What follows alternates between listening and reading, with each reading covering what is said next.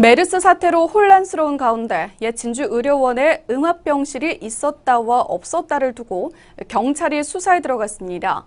홍준표 경남도지사가 진주의료원에 음압병실이 있었다고 주장한 진주의료원 주민투표운동본부 대표를 고발한 건데요. 이어서 여영구 경남도 의원도 이 명예훼손으로 고발된 상태입니다. 또다시 고발 정치가 시작된 걸까요? 전주현 기자가 보도합니다. 홍준표 경남도지사의 고발 정치가 다시 시작됐습니다. 홍준표 도지사는 지난 12일 여영구 경남도의원을 명예훼손으로 검찰에 고발한 겁니다.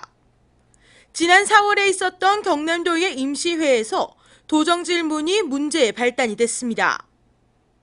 경남도의회 임시회에서 여 의원은 도정 질문을 통해 홍 지사가 미국 LA의 차명 부동산을 소유하고 있으며 차남의 유학 기간 중 LA 통상 자문관의 도움을 많이 받았다며 주장했습니다.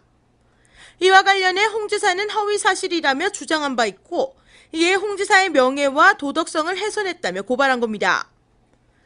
홍 지사의 고발 이후 여 의원은 SNS를 통해 홍 지사가 자신을 고발한 것에 대해 심경을 밝혔습니다. 여 의원은 홍 지사가 자신에게 더 이상 비판적인 발언을 못하게 하려는 의도다. 여 의원의 의정활동을 위축시키기 위한 의도다라는 내용이 담겨 있습니다. 이후 15일 경남도의 야당 의원들은 기자회견을 통해 야당 의원을 고발한 것에 대한 입장을 발표했습니다. 과거를 잊으면 미래가 없습니다.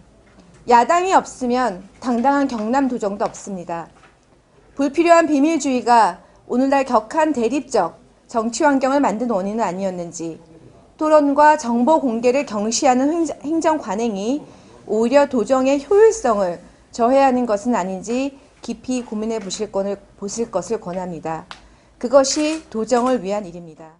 도 의원이 개인의 추정이 아닌 언론 기사를 인용해서 한 직무상 발언조차 사법 판단에 넘기는 것은 견제 없는 도정을 우려하는 도민에게 위협일 수밖에 없다며 주장했습니다. 또 임시회가 열린 지 2달여가 지나 이 같은 행동을 하는 것이 이해가 되지 않는다는 겁니다. 그럼 9일 하루 정도 있었는데 아마 그날 답변하는 태도로 봐서는 바로 고발할 것 같아요. 고발할 것 같은 이렇게 발언해놓고 안 하셨다가 지금 이제 2달 반쯤 지난 시기에 이래 한 것은 아까 말씀드렸다시피 본인의 존재감 다시 한번 야당 의무를 제물. 한편 지난 10일에는 폐업한 진주의료원에 음압병실이 있었다고 주장한 진주의료원 주민투표운동본부 대표를 명예훼손으로 고발하면서 고발 정치가 다시 시작된 셈입니다. 도정을 견제하는 것이 야당의 역할이라는 여 의원과 자신의 도덕성과 명예를 훼손당했다고 주장하는 홍 지사. 이들 간의 갈등은 당분간 지속될 것으로 보이며 홍 지사는 또다시 시작된 고발 정치라는 비난을 피할 수 없게 됐습니다.